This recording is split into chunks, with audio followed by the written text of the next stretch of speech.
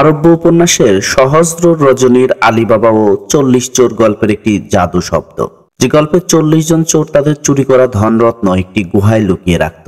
আরব্য রজনীর সেই গল্প অবলম্বনে নির্মিত হয়েছে বিনোদন কেন্দ্র আলীবাবা থিম পার্ক, যেখানে গেলেই মনে পড়ে যাবে আরব্য উপন্যাসের আলীবাবা ও ৪০ চোরের সেই রূপকথা। দর্শনার্থীদের পদচারণায় মুখরিত আলীবাবা থিম পার্ক, তিস্তা নদীর পাড়ে গড়ে তোলা এই বিনোদন কেন্দ্র এখন ছোট বড় বয়সী মানুষের বিনোদনের খোরাক। আবহমান বাংলার অতীত ঐতিহ্য এবং গ্রামীণ সংস্কৃতির সঙ্গে আলীবাবা ও ৪০ চোর গল্পের আদলে সাজানো এখানকার স্থাপনা। দৃষ্টিনন্দন এই বিনোদন কেন্দ্রকে ঘিরে প্রকৃতি প্রেমীদের ভিড় বেড়েছে নদীর তীরে।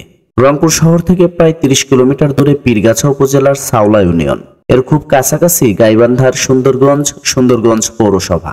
সেখান থেকে প্রায় ৭ কিলোমিটার দূরে মিরগঞ্জ চৈতন্য ইমামগঞ্জ বাজার হয়ে সোজা উত্তর দিকে গাইবান্ধা রংপুর কুড়িগ্রাম জেলার সম্মিলিত স্থানে দাঁড়িয়ে আছে এক নৈসর্গিক প্রাকৃতিক পরিবেশ আলীবাবা থিম পার্ক। তিস্তা নদীর তীরবর্তী আলীবাবা থিম পার্কটি এখন শুধু বিনোদন কেন্দ্রই নয়, এটি সেখানকার চরবাসীকে স্বাবলম্বী করে তোলার স্বপ্নের দুয়ার। এই বিনোদন কেন্দ্রের কোল ঘেঁষে রয়েছে দেশের সবচেয়ে বড় সৌর বিদ্যুৎ কেন্দ্র। বেসরকারি এই সৌর বিদ্যুৎ কেন্দ্রকে ঘিরে প্রকৃতি প্রেমীদের ভিড় বেড়েছে নদীর তীরে। স্থানীয়রা বলছেন, বছর ১০ আগেও মানুষ যা ভাবেনি তাই গড়ে উঠেছে তিস্তা পারে।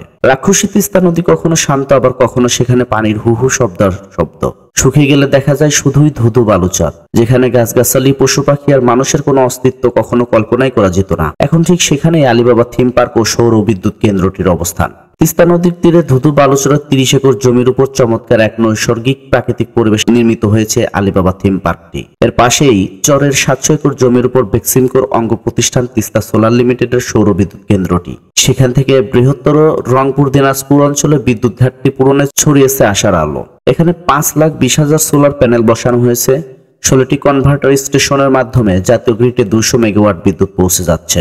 সরেজমিনে গিয়ে দেখা যায়, এখন নদীর তীর ঘেঁষে যোগাযোগ ব্যবস্থা সহজ হওয়ায় শুধু ঈদ নয়, উপলক্ষ ছাড়াও এখানে এসেছেন নানান বয়সী মানুষ। বর্ষাকাল আর বন্যার পানিতে যৌবন ফিরে পাওয়া তিস্তার অপরূপ সৌন্দর্য উপভোগ করতে ভিড় আছে ভ্রমণ পিপাসুদের। সাথে রংপুর, গাইবান্ধা, কুড়িগ্রাম জেলার হাজারো মানুষের কাছে বিনোদন স্পটে পরিণত হয়েছে এলাকাটি। আলীবাবা থিম পার্কের প্রবেশ পথ পার হতেই নজর কাড়বে মহান আল্লাহ তাআলার ৯৯ নাম খচিত নির্মাণাধীন ২০ মিটার উঁচু ভাস্কর্য। আরব্য উপন্যাসে সেই জাদু শব্দ চিচিং ফাঁক বলে দরজা খুলে মণিমাণিক্য না মিললেও এই পার্কের দেয়াল থেকে সহজেই চোখের পলক ফেলানো সম্ভব না। কারণ দেয়ালে দেখাবে, চোখে পড়বে জাতীয় স্মৃতিসৌধ, জাতীয় মসজিদ বাইতুল মোকাররম, জেরুজালেমের পবিত্র মসজিদ আল আকসা, পবিত্র কাবা শরীফ, মা ফাতেমা রাহমাতুল্লাহ আলাইহিস সালামের বাড়ি, জর্ডানের মরুভূমি সেই সাহাবী ও খেজুর গাছ সহ খোদাই করা বিভিন্ন ঐতিহাসিক নিদর্শনের চিত্র। দর্শনার্থীদের বসার জন্য রয়েছে সিমেন্ট দিয়ে গাছের আদলে তৈরি করা বসার চেয়ার ও রয়েছে বেঞ্চ।